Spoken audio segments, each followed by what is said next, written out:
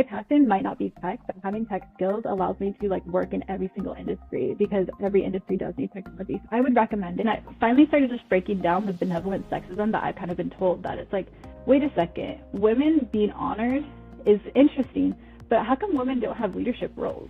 How come women aren't invited to the table to make decisions for the entire group, for the entire church, the congregation? Hold on, this doesn't seem fair.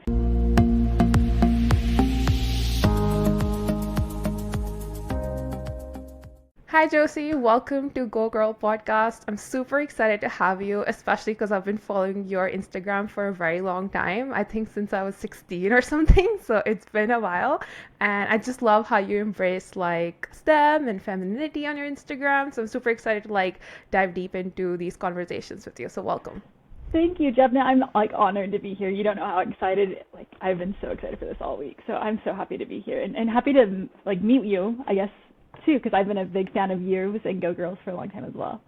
Oh, thank you. I actually saw your story yesterday, like saying that you're prepping for like the podcast tomorrow. So I got like even more excited because I was doing the same. So yeah, I have seen your journey as a woman in tech on Instagram, and it's honestly amazing what you're doing to sort of inspire other women to join STEM as well. So I just was curious, like, how did it start? How did you get into STEM? What made you curious about it? When did you know like tech is the career that you want to pursue? So the journey is like a long one. So I guess how it started, as I actually originally wanted to be like an elementary school teacher, and I don't know why. I think I was just like told that would be like a good career because you could like have kids with it, and therefore like it's a good career for women. And so I was kind of pursuing that route in high school. I in fact did a year-long internship where I just like went and like worked in a second grade classroom for a year, and that was a wonderful, incredible experience.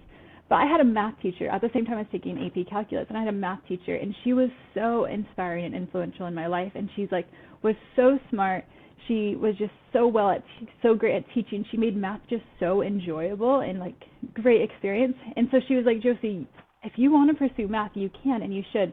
And so she definitely was like an inspiration in my life where I was like, maybe instead of just like kind of falling back on teaching, which is I think what someone else told me to do, I was like, maybe I should consider this because it was more interesting to me.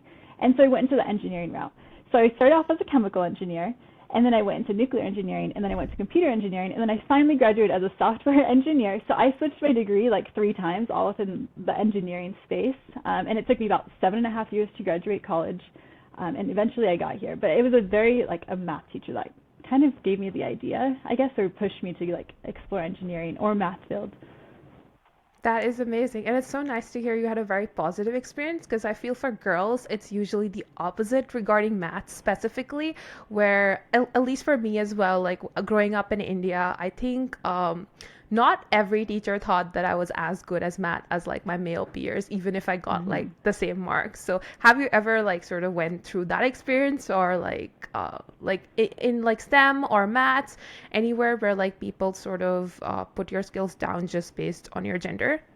Yeah, well, growing up all the time, and like my background is like I come from a very conservative, high demand religion that like very much puts the place of women as a certain very small role in society as like a mother, and therefore like any career ambition should be able to like make it so that motherhood was like your number one career, and then like anything you did after that was just kind of fun and just something you would just do on the side, but not taken seriously in a sense. But so the fact that my math teacher was like, no, take your career seriously, that was kind of eye-opening for me. And I think the reason why I didn't like have any like negative stereotypes come from her is because like she was a woman breaking glass ceilings in her own right. She had like a PhD. She was one of like the highest like she had like a PhD in math, and she was still pursuing higher education farther than her PhD while also teaching AP Calculus. So like she was breaking glass ceilings, and so she, I think, was doing what we're trying to do. It's like encourage the next generation that they can also break glass ceilings.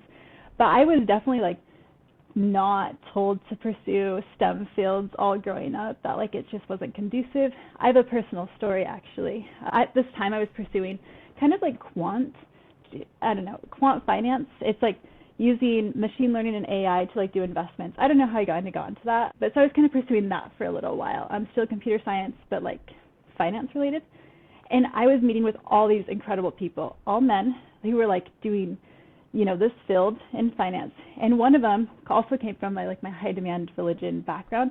And he sat me down And he was like, "JoCee, are you sure you want to go into this field? Because you can't be a mom in this field." And like basically told me to not do it because I couldn't have kids.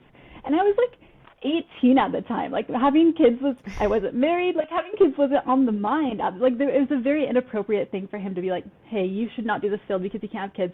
Because as an 18-year-old, that's just kind of inappropriate for this 45-year-old man to be telling me, to be putting me in my place, essentially. And so that happened. So there was a lot of pushback from like going into STEM fields, and a lot of it came from my high demand religion background, conservative background.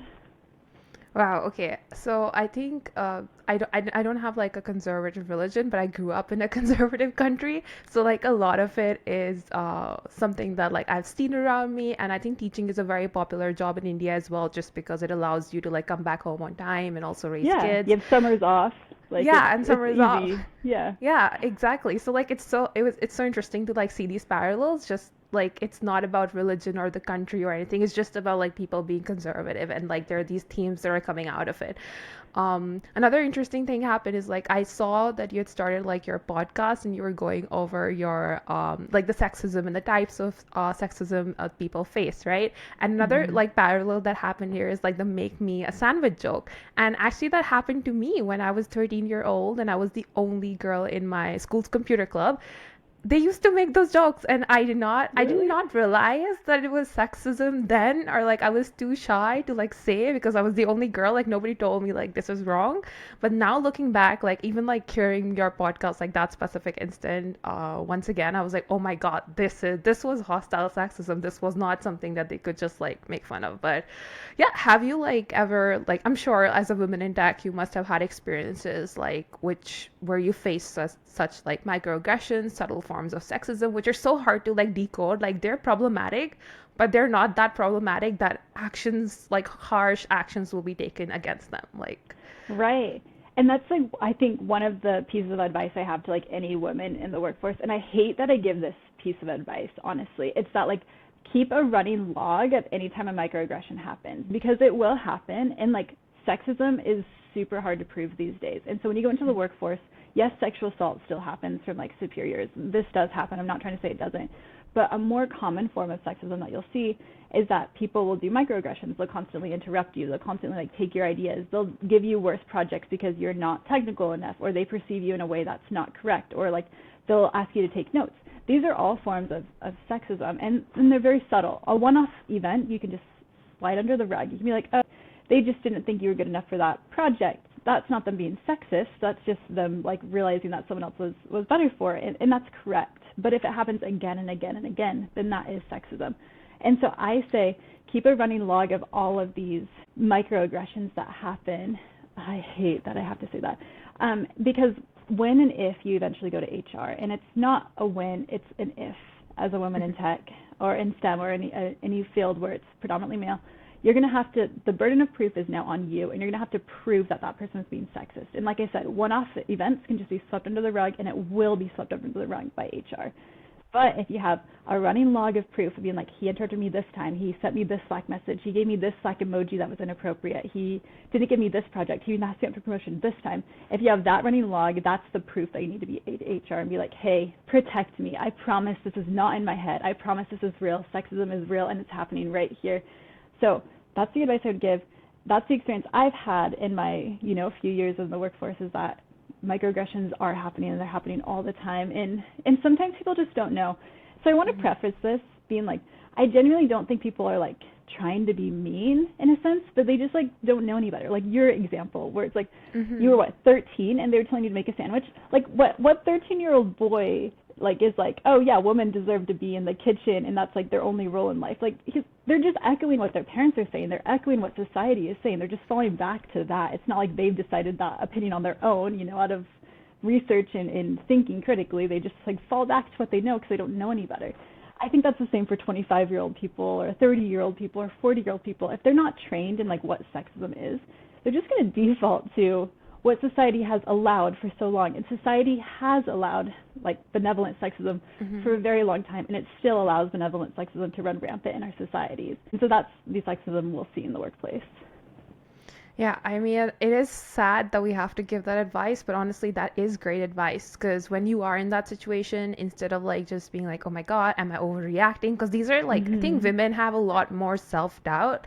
Like, if we were Chad or Brad, I don't think we would have that much self-doubt as much Right. as we do, right? So, yeah, I think that is great advice. So, have you ever been in a situation where this happened to you? And like, if it's, let's say, a very subtle form of sexism, and maybe like you, I don't know, like sometimes like people just do it, they don't think about it, like you said. Like, how would you say we approach the guy in that situation? Sort of educate them and sort of make them aware that this is not cool and they shouldn't repeat it again without them taking like offense or like, like just there's a Right. very thin line there.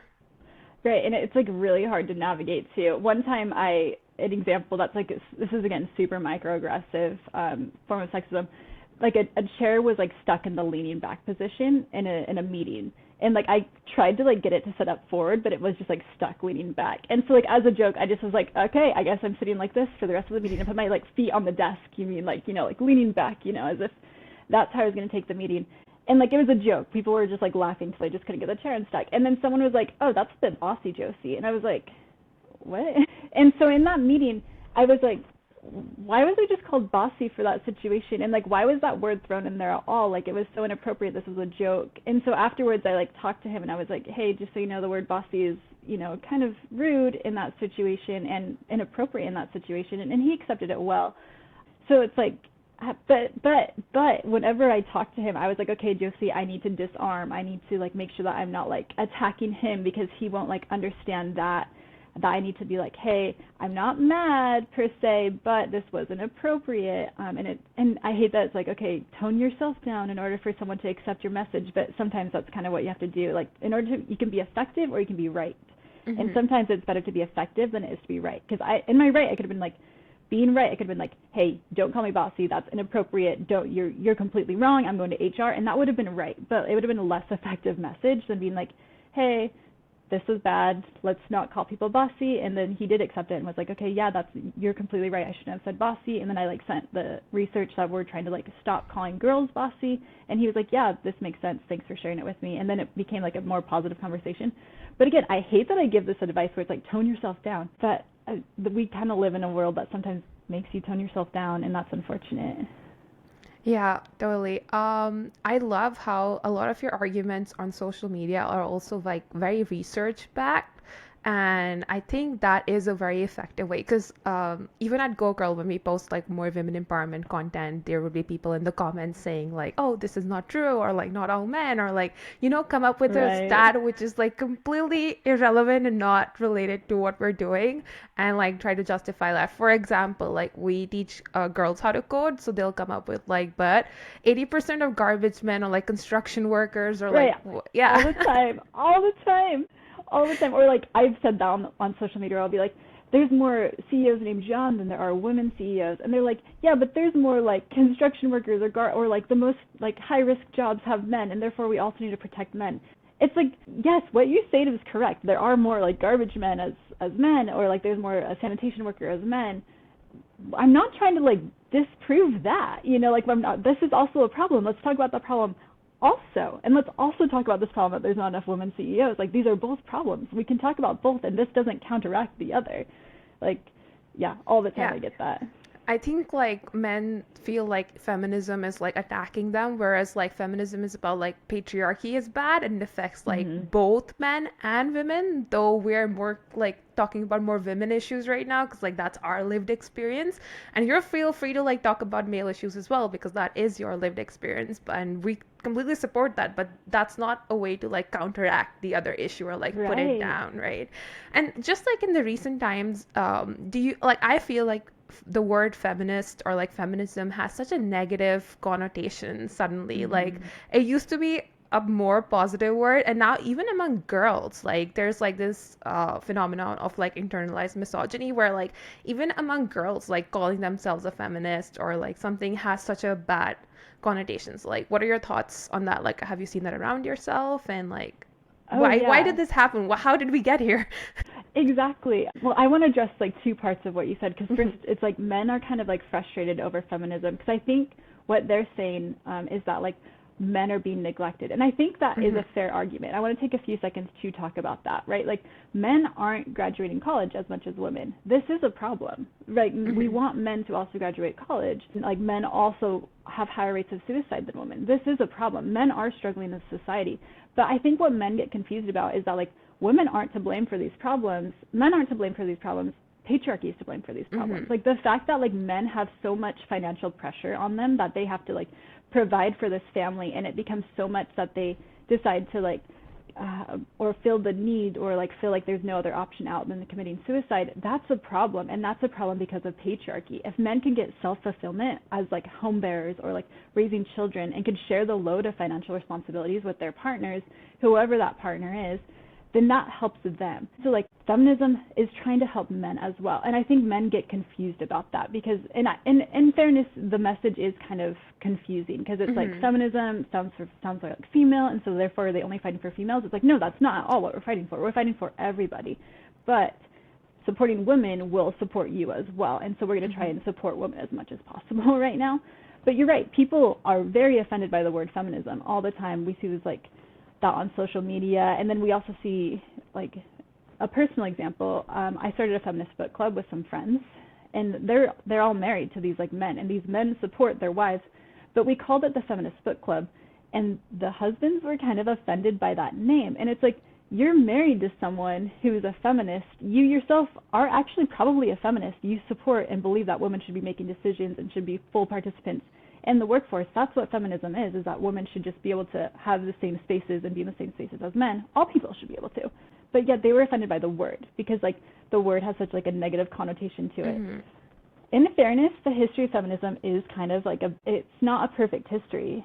Just like any movement, it has not a perfect history, and there's bad actors. And I think, like, with media, we just hyper-focus on the bad actors sometimes instead of, like, the holistic argument or the holistic viewpoint that it's like, no, this is supposed to lift everyone up. We're not trying to bring women up to put men down. We're trying to lift everyone up. Yeah, and I just feel like historically women have been on a lower playing field. So, like, it's about leveling the playing field and not, like, creating that inequality all over again. I love Emma Watson's quote that if you believe in equality, I'm sorry to tell you, you're a feminist. Right. But honestly, if somebody comes up to me now and say, I'm going to call myself an egalitarianist or something, I'm like, okay, call yourself that. Like, as long as, like, you're not being mean to me or, like, letting me have my space, whatever you want to call yourself, like, that's all okay. So it's the same argument. yeah. So now that I'm talking to you, like, you're such a well-researched feminist. Like, you've had this whole. It's just very different from the stuff you were saying at the start that in your childhood you were sort of, like, put in a box and like, the motherhood was, like, more important than even, like, when that investor told you about when you were talking about career options, he was like, oh, well, marriage and motherhood, right? So, like, how did that transition happen, like, from being that to how you are now with, like, so much research under your belt in terms of feminism, talking about it openly on social media, and, like, just being out there? So, like, I want to know how that journey happened. Yeah, and thanks so much for taking an interest in this. And I appreciate that you give, like, a platform for people to talk about this. You're incredible. My journey has been long and, like, and it's still ongoing. And it's kind of rather recent, right? I grew up in this idea, in my personal idea of myself, I accepted a lot of the box that I was placed in, that, like, women, in that world that I lived in, women were, like, lovely and they were incredible and they were so self-sacrificing, and that made them so amazing, and they were perfect, and they were, like, honorary figures, and that, like, and women were kind of revered for that. They were, like, worshipped in a sense where they, like, they were worshipped for sacrificing for their families, which I think is fair. I think women sacrifice a lot, and we should honor that, and we should be so appreciative of what people sacrifice for. But the fact that, like, men don't have to, and, like, women are also sacrificing their careers for men is kind of where the issue comes from. But so I believed that of myself. For years, I said that I wanted to have 10 kids. And if I wanted to have 10 kids, that's still an interesting and valid opportunity. I think motherhood is a beautiful, beautiful calling and an opportunity for people. But, like, I was, like, focused on, like, having a career that would allow that. And it was, like, a small change where it's like, well, maybe I could be an engineer and still have kids. Well, maybe I could do this and still have kids. And I finally started just breaking down the benevolent sexism that I've kind of been told, that it's like, wait a second, women being honored is interesting, but how come women don't have leadership roles? How come women aren't invited to the table to make decisions for the entire group, for the entire church, the congregation? Women aren't invited into that room, yet they honor them. They say that they honor and love them, but they're not allowed to make decisions? Hold on, this doesn't seem fair. And it was kind of like breaking down my own benevolent sexism that I had kind of taken on to get to this point. And it's still ongoing, very much ongoing, but a lot of research. A podcast that I listened to that kind of just changed my world about this is called Breaking Down Patriarchy, and it just kind of goes through the history of feminism and like women's thoughts over time as they've progressed and they built upon it. And I was like, oh my gosh, that's unfair. She said that's unfair. Okay, like maybe I'm not crazy. Maybe it is kind of unfair that women aren't in these rooms. So it's been a long journey and still like a rather recent journey. I think I would say it's been like the past like 3 or 4 years that I've been like, okay, let's go into the history of feminism. Let's see why women are put down and how I can help and like fix that as much as I can. Yeah, that's amazing. And obviously it is going to be a long journey because you're breaking down like generational stuff. Like in my family, in India it's very conservative, but in my family, my mom, she had more accolades than my dad. She did better universities. Wow. Still she wasn't allowed to work. She got married and then she wasn't allowed to work, and like motherhood was the only box that she was put in. Right. And then she used that sort of to make sure that I am never that way. Like since I was a child, she told me like, you don't need to get married to be fulfilled. You need to have a career. You need to be financially independent. So like, I think it's very different stories, but it's also about like how generations are like sort of changing, and it is a long journey. I think I would say it took my mom's entire life to get my family to where we are today now with me, because I cannot even imagine like the stuff that she went through if I had to go through that stuff, right? So like, Right. And I'm glad you said that this is like generational, because it is, right? So my mom didn't go to college. Her mom told her not to go to college. And so like then when my mom had me as a child, I wasn't given a middle name, right? So my name is JoCee Porter, no middle name. But my brother obviously has a middle name. He's Jackson Jefferson Porter. And the reason I don't have a middle name is because when, not if, I got married, my last name would become my middle name, and then I would take on my husband's last name. And so like my mom was part of that decision. She's the one that made that decision, and that's fine, but that's like a social construct. And like I think it's kind of strange that you like have a child and you're like already thinking about like this baby girl who's like a brand new baby girl getting married, right? And you're thinking about her future in terms of her marriage is like the only route, or like a guaranteed route even. And that's not true. It's not a guaranteed route. It is a common route, and it is a good route, and I am married, and it's a lovely route. I love being married, but it's not a guaranteed route. Nor should you like not give your child 3 names. I like have this like joke that I'm like a 2-named person. My brother's like a 3-named person, you know, like it's and we joke about it now. It's no big deal. But it's like she didn't know any better, but like her mom was telling her not. Her mom literally told her not to go to college, and that she should just get married. And it's like these are generational situations. But also I want to talk about the systemic problems as well, or generational as well. We had laws in the U.S., and I'm going to talk about the USA because that's where I come from. The U.S. has like laws that would restrict women participation in the workforce that like were upheld by the Supreme Court. So there's this one case that I talked about in my podcast about types of sexism. The podcast is called Femme Fatale, where this guy in the 1800s, he sued because he wanted women, because women were only allowed to work so many hours a week in the laundromats. And he sued and was like, hey, you can't restrict an adult person's working hours. That doesn't make sense. And the Supreme Court upheld that they can restrict a woman's working hours because of social and physiological differences. And this was, yes, in the 1800s. Does it matter today? Yeah, it does, because these laws aren't fully overturned. There's still like limiting participation for women in the workforce because of like generational or laws from generations ago that still exist today. So it's generational on the personal level, families are experiencing it, but it's also generational on like the laws or like the systemic level, that like these laws that have lasted for a long time are still there, or are still infiltrating the minds and are still like what are being used to decide if women could work, where women could work, what jobs they can have, right? Maybe that's the reason women aren't sanitation workers, not because like of anything else. Maybe just there's rules against it, you know?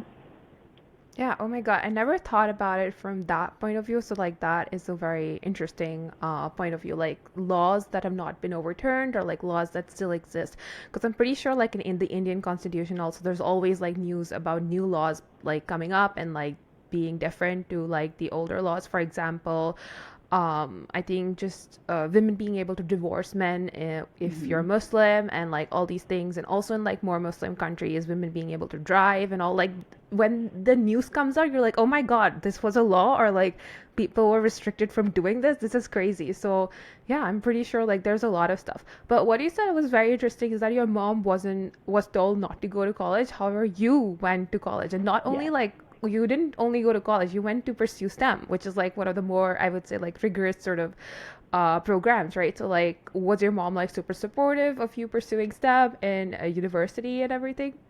Yeah, so my parents are incredible parents. They certainly never got in my way. And in fact, when I showed interest, they encouraged that interest. The problem that I experienced growing up is that I lived in a culture that definitely was against it.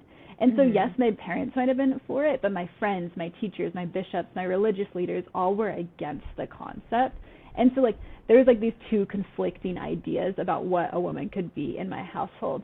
So growing up, I knew my parents would pay for college. That was just a given, and I'm very, very blessed that they were able to do that and fortunate to do that. But also growing up, my parents hired an ACT tutor for my brother and not for me. So like sexism was still there, while also like they were still trying to break the stereotype. So like this breaking of sexism or like breaking down misogyny that's internalized is complicated, is what that means. So I think my mom certainly encouraged it, but she also kind of fell into a few traps of like she wasn't like this like perfect feminist, you know. She promoted some sexist ideologies because I just don't think she knew any better, honestly. And I think, you know, as she's learning, as she's growing, she's becoming better. But yeah, so she had to break down a lot of walls on her own, and it's an imperfect process. I will be an imperfect feminist. You will be an imperfect feminism. Mm-hmm. We're gonna do the best we can, and I think this was the best that she could. So yeah, they encouraged me to go to college. They encouraged me to go to into like engineering, but they also like were always kind of hedging it. You know, they were like, well, if you ever like want to quit, you can. You know, you can have kids. We want grandkids. You know, like it was always kind of hedged in a little bit. So yeah, so it's complicated. But Yeah, they're proud of me now. They're very proud, and they're good parents. yeah, yeah. I mean, I also, I think I should start everything I say with like my parents are also great parents, but you know, like there are Yeah. these things that happen, and they just did the best that they could, right? Like for Mhm. I faced a similar situation where because of the societal construct, my family was both so backwards, but also so like Mhm. empowering in the same sort of way. So like in terms of my education, my parents never like told me to stop studying or anything, but going out, like staying out late at night, or like Oh. wearing different kinds of clothes, like if I had a boyfriend, then do not post about him on social media, because like we don't want our Mm. relatives to know. We're okay with it, but we don't want them to know, so that they Oh. comment, like come back to us. So like a very different sort of, always like they give some freedom but take something sort of back, because of like the societal construct in India, because there it's a lot like what would other people say, and like we don't want to be doing anything that would offend the society, and like women are also like the honor of the house. So like if I'm found with a boy, like then the entire honor of the house is like gone or something like that. What like pressure to put on like a single person? Like that's so much pressure for like the honor of the entire family rests on your shoulders. Like wow, that's a little unfair to expect of a single person. You know? Yeah, and actually, I got a full scholarship to go to Singapore to pursue my high school there. My parents were super supportive, but like my relatives were like, "Don't send her outside. She's just 15, and like she'll bring shame Wow. to the family." And I'm like, "Okay, okay." But I ended up like publishing machine learning papers and like just progressing in my tech career. So like it's like that balance is very weird, where your parents are like sort of supporting you for certain things, but like also holding you back for other Mhm. things, because they have these other expectations. So I've like gone through something similar. So like how was Right. your university experience, like being a woman in tech? Were you like the only girl in the classrooms? Like was that something you felt and faced? Yeah, I mean, I was so because I went from chemical engineering to nuclear engineering to computer Mhm. engineering and finally computer science. Computer science is better. The other three forms of engineering was certainly the only woman in the room, Mhm. the majority of the times, which I think prepared me for my current career, which I am the only woman in the room the majority of the time. So yeah, so like there was weird experiences growing up, or not growing up, going through college where there was like sexism there. There was always like jokes where if I got a scholarship, it wasn't earned. It was because I was like a woman, and this was like affirmative action, and this affirmative action somehow hurt men, right? As if there's like a limited amount of scholarship money that like they don't have opportunity to because they're not a woman. But also like they're projecting that and they're like mad about me getting something that they're unable to get, without seeing that like there's a lot of trials and issues with being a woman in STEM, and providing them support isn't necessarily a bad thing. But yeah, so I get those jokes, or like I think people would assume that I was like sleeping with like the TAs or something like that, because like TAs would like ask you out, and like which they shouldn't do. That's very inappropriate. So a TA would like ask me out, and like people would take the TA asking me out as like me being like promiscuous, and it's like, wait a second, he asked me out. I didn't even like respond or do anything. I'm confused at how this is now all of a sudden me being promiscuous, or me breaking the rules when he broke the rules by asking me out. So there was so much of that, and it was just rampant, kind of. It's kind of everywhere. But I mean, it's kind of complicated because like universities are really trying to support women and like help, or at least mine was. So like there were groups where it's like, hey, there's support systems, it gives you a community, that's very nice. So like they're trying to support it. The culture is still kind of hurtful towards women in STEM, and like these like ideas and jokes, or like I guess the perceived idea that like women are just there to get married was very much where I was from, or with the college that I was there, where they're like, you're going to like drop out of engineering anyway, so like give the scholarships to the men who aren't going to drop out once they get married and have kids. Like that was a very common thought that was said to me, which I'm like, how did you say this out loud? Like, why say this out loud? This is not helpful to anyone. But yeah, so like that was kind of perceived and projected onto me, even though that was not reality at all. Yeah. I love how like things that happen to women, like if it's like an experience that happened to you, for not just like for your, in your case, like Tia is asking you out, but also like going through something like a sexual assault or something, now suddenly becomes like the woman's problem to solve, even though it's like her experience and she's the victim here, and like now it's like your problem, you're the one who like made this happen or something. That's horrible. And in terms of like the scholarships that you talked about, I don't know how I feel about diversity like I love diversity programs. I think they should be there, but I just don't know how to answer like men when they come to me and they're like, oh, you got this because you're like a diversity hire, or like you got this because this is a diversity scholarship. I would love to like hear your opinion, like what do you say to them, like because if they're asking that question, I feel like it's very hard to like explain why this exists, why this is important, because all they're thinking about is like, oh, you took this opportunity from me, and like I'm also looking for a job, but you got this job because they want more women in tech or something like that. So like, how do you deal with such a situation? Right, and it is complicated because the idea is that if there's only so many seats at the table and we're preserving one seat for a woman, then that, like say there's 10 seats total and one's for women, then that does mean that one seat is taken away from a man. If that's how the reality is, then men are getting less opportunities in a sense, but that's not the case. We can just like expand the table, like this is like a forced binary. I feel like people like create in their heads where it's like, oh, women get money, therefore men don't get money, and it's like, wait a second, like men still get money, like, and we can just create more scholarships, like there's no limits of seats at the table. This is a construct that we've created. But the feeling of not getting something is real, right? If you feel like you didn't get something, that is a real feeling and a real hurt that you'll experience. And I think that's like the hurt that men are experiencing. So I don't think we need to be empathetic of that, but also be like, educate them, being like, okay, yes, you feel hurt right now, but let's talk about the women's experience. The seat was taken away from us in second grade when we were told that we were not good at math. The seat was also taken away from us when we were not allowed to go into the advanced math program because we were perceived as non-technical, because 12-year-old girls are perceived that way. The seat was again taken away from us when we were 15, and society told us that it was like more important for us to be pretty than it was to be smart. That Barbie was like, I'm bad at math. This was like marketed towards us. The seat was also taken away from us when we tried to apply for colleges and we like didn't have enough things on our applications because we didn't do the NASA or the chess club or like all these clubs because it wasn't an option. It wasn't socially accepted from us. So yeah, you may feel like the seat's taken away from you right now, but the seat has been taken away from us so many times that like the playing field's not going to be fair, and trying to make it fair, that's never going to happen. But we are also hurting too. Like that's the reality of the situation. The seats have also been taken away from us as well. And so let's try and fix this. Let's make the table bigger. Let's expand it. Let's give more people opportunities. That's better for everyone. Yeah, I mean, that is a great answer. And also, like, when women do go into this field, like, even, like, despite all the seats being taken away, we go into this field, it is not easy. It is not easy being the only woman in the room. Like, I wanted to give up technology while I was in my computer club. every month. Like I was like, I'm leaving this computer club. I do not want to do anything with technology, even though I loved it. And I'm so glad I somehow stuck through and I'm here now. I'm a software engineer now and I finally feel confident about my skills. But I had so much imposter syndrome being in that club because I just felt like I'm only here as a diversity hire. They wanted more Mm-hmm. women. They just wanted like one girl in tech in the club, and that's why I'm here. That's the only role I'm supposed to sort of fulfill. So I think women also go through a lot of self-doubt and imposter syndrome. I think there's like a stat there that women don't even apply to a job if they don't meet 100% of all like Right. the qualifications, and like guys do when they meet like 60% of them.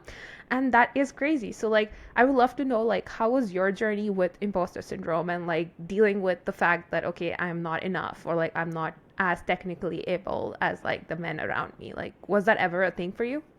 Yeah, and like I feel like self-doubt is just like common. Maybe it's just common for women, but I feel like it's just so common, a shared Mhm. experience where it's like, do I really deserve to be here? You know, like I'm getting this salary, this is a lot of money. Like what? Are they sure? Did they hire the wrong person?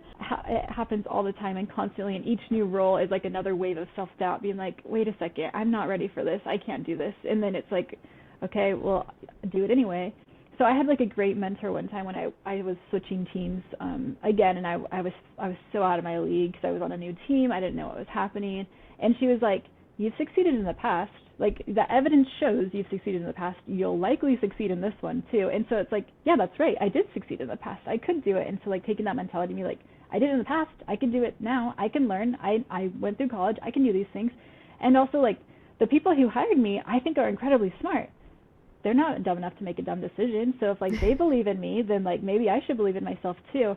That's kind of what I've taken it to be. But I mean, it's not perfect. I still like doubt myself all the time. And then it's like fake it till you make it kind of. And eventually you do make it because you're smart, because you're capable, because you're incredible, because humans are just great at taking on challenge and overcoming them. And so knowing that I think has really helped. But it's a constant challenge, just feeling out of your depth. Yeah, it sounds like a theme in your story, like with the math teacher and now like this mentor. How important do you think it's like important for like everybody to like sort of have a mentor, someone they can confide in, someone to sort of inspire them and motivate them? And have you had like mentors in your like tech career as well? Like, I would love to know about Yeah. that. Yeah, I'm a big believer in you have to see it to like believe it, that you have to see it. And the numbers kind of show that way too. The more you see it, the more you realize it's possible. In a lot of instances, and I'll take a male example real quick to kind of Mm-hmm. showcase the situation. So women read more than men, like just generally all over the world, which is an interesting phenomenon because women suffer from higher illiterate rates than men are, Mm-hmm. but they're still reading more, right? And one of the reasons that they think this is because men aren't reading, and therefore like sons aren't seeing their fathers read, and daughters are seeing their mothers read, and so therefore like reading's a woman's thing. I can read, and so like men aren't seeing this, so they're not reading. This is like one of the explanations for why men just aren't reading these days as much as women. So like the numbers kind of show that this is the case. I also believe in my personal life it has also been the case. I needed that math teacher. I wouldn't have known any better without her. I need the senior level woman to look up to and to know that it's possible to break those glass ceilings for me, because it is exhausting if you have to break every single glass ceiling. Like I can do a few. I can do 1, 2, 3 glass ceilings. I can do that, but I can't do 12, right? Like that's just way too much for a single person to break that many glass ceilings in their careers to reach the top. So you need to have other women also breaking those glass ceilings along the way to help you out. So I'm a huge believer in needing that and needing mentors to help guide your career. Men easily have mentors. So women, it's a little bit harder because we have to go out of our way to find mentors. And there's been like a little bit of backlash since like the Me Too movement, that like men are like so afraid of like being accused of sexual assault that they're just like Mm-hmm. not meeting with women. And like that's not the appropriate response. It's like not enough to not sexually assault us. You got to treat us as equals in the career force as well. And so like finding a mentor who's willing to like promote you, especially like when it's only men who are at the top. So you need to find a man, like a male mentor who's willing to like promote you and lift you up and support you and support your career is a challenge, but it's something that's so necessary because you need someone to promote your career to help you out in those situations. So I'm a huge, huge believer in mentorship and needing to see it to believe it. Yeah, I think representation is super important. So, like, for anybody who's trying to find a mentor, like, what advice do you have? Like, how do you go approach them? Like, how do you go from like one coffee chat to like a full-on sort of monthly mentorship, or like just being like able to reach them? So, like, how did you find your mentors? Yeah, funny enough, like on Instagram actually, like my like biggest supporter and like someone that I meet with and we meet regularly every 2 months. I met on Instagram, and she's a high level, someone that's a higher level at another tech company. And so we just like engaged in a few conversations, and so I eventually just wrote her a letter, a handwritten letter that was like, "Will you be my mentor?" And was like, "This is the stats that like women who have mentors and have sponsors just do better generally. I know I need this. I love your advice." And I formally asked, I was like, "Will you just be my mentor? And can we just like set up a cadence, and I'll like bring the questions and I'll do the work, and you just like kind of help me guide that career?" And she said yes. And like that's been like so incredible. Another mentor I have is within my own company, and I again reached out and I was like, okay, like I found a high level person, and I was like, hey, I need to find someone as high up in this company as possible who is willing to mentor me, who is an advocate. Do you know anyone? And she said yes, and she reached me out to like this guy. He's a really high level guy. And I met with him a few times, and I was just like, hey, I want to ask you questions, want to hear about your career. And like after like meeting number 3, I again formally asked, I was like, will you be my mentor? Can we set up like recurring meetings? And like I'm going to bring my career to you, and like you're going to help me guide it within the company. So I have one mentor that's like just a general high level impressive woman in tech in general, and then I have one mentor that's within my own company, as high up as I could possibly get. And I meet with them regularly, and I do the work. I like have my questions prepped ahead of time. I like have it written out what I want to ask them, the agenda wants to be. It's never kind of like dead air space. I come prepared, and that has been like super beneficial. And they have been godsends. Like they have been incredible for my career. So I would say that. So like formally ask, and I think people are honored by it. I think people want to help other people out, and I don't think like what's the worst that could happen? Someone says no, like okay, they say no. Next one. Yeah, I think that's great. Just ask. And I think people will be surprised by how willing other people are to help you. Mhm. That's like what I've noticed in my experience as well. I'm also like sort of looking for mentors and like talking to people. And yeah, after a few meetings, like Mikey has also been just asking like Yeah. wish they say yes, and like 9 out of 10 times they do. Like they do say yes. Everybody's like sort of willing to help. So that is great. Since we're like on the topic of technology, I do have like a quick lightning round for you. Okay. It's just like a fun sort of few questions. So, are you ready? I'm ready. Okay, Perfect. perfect. Okay, stickers on your laptop or not? Well, okay, I run an Etsy sticker shop. Yes, stickers on my Okay. laptop, all created by me. Perfect. Your favorite tech accessory? Ooh, I have a mug that has like the timeline of like all the computer science programming languages, and I Oh, love that. It's really so cute. cool. So cool. Okay, the last book that you read. Oh my gosh. Okay, I love this book, and I like everyone needs to read this book. It's called Eve, and Mm-hmm. it's by Kat Bowman, and I like talk about it all the time. And it's like evolutionary biology, but from the female perspective, because like Ooh. women having babies drove the evolution of humans, was more impactful to the evolution of humans than anything else, because we're the ones reproducing and creating the next population. It was my mind like exploded when I read this because I learned so much good things, and I love that it was like reframing the idea of humanness in mothers and in mothers having children, and that's what made evolved humans to be how we are. So I would recommend it Okay, to perfect. anyone. I'm getting it. Please. Your go-to programming language. Okay, so I really like Python, but I work in Java for the most part. Mm, Oh, Java, I don't okay. like as much. I love Python too. Okay, code and coffee or code and tea? So I'm on a no caffeine streak, so I would say tea. Mm, okay, and two things that you love that are on your desk. That's a great question. Okay, so I have a notebook that I just like write down like whatever fun fact I can think of, or Mm-hmm. whenever like I read something or like learn something, I just write it down in a really cute way. I love having an engineering notebook. So that stays on my desk at all times. And then let's see, what else do I have on my desk? I don't know. My lip gloss, I guess, would probably be number 2. Okay, great. So like that was the lightning round. And before we like end this podcast, is there like any sort of advice that you want to give to women who are not sure about tech, or like who are in tech but like they're not sure, like they've been through experiences and they're not sure if they want to continue or not? Like what would your advice be to them? Yeah, I mean, if you're feeling nervous about going into tech, that's a very valid and real feeling. Like as we mentioned today, that like sexism you're likely going to experience sexism outside of tech as well. So you might as well go into tech and get paid well if you're going to experience sexism anyway. But like you can always change your mind, right? Like having a technical background, there's so many doors that open up to you. Like say you don't want to work in big tech any longer. Well, guess who else needs technical people? Sewing shops do. Like building a sewing machine, that's also technical. You know who else needs technical shops? Technical skills is basically any industry. Before this, I worked in immigration. I was doing tech for immigration. And so like my passion might not be tech, but having tech skills allows me to like work in every single industry because every industry does need technology. So I would recommend it if it's something that you're interested in.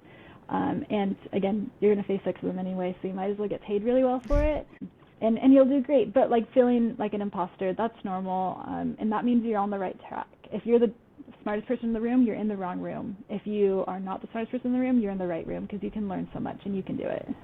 Yeah, I love that. I think imposter syndrome just means that you're doing great things and you're on the right track. Well, very well said. Well, it was really amazing having you and like going into like the deep dive into feminism and how it interrelates with STEM. I'm sure like this podcast has a lot of value for our listeners. So thank you so much for being on it. Thank you so much. It's been an honor. Thank you for joining us on this episode of the Go Girl podcast. For more such inspiring conversations, do not forget to subscribe. You can also follow me on Instagram at @JapnetAhuja. Until next time, keep being unstoppable. You go, girl.